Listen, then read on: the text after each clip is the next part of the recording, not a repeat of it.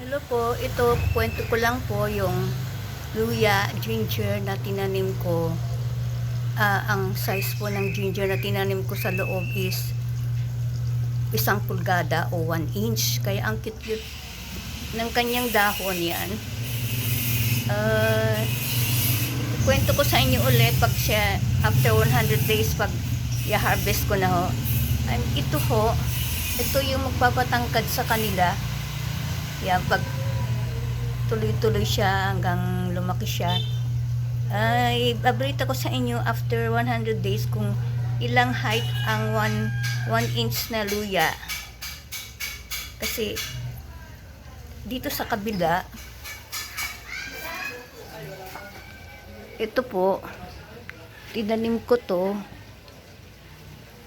2 inches naman yung luya. Kaya paglalaki ito, magiging 3.5 feet.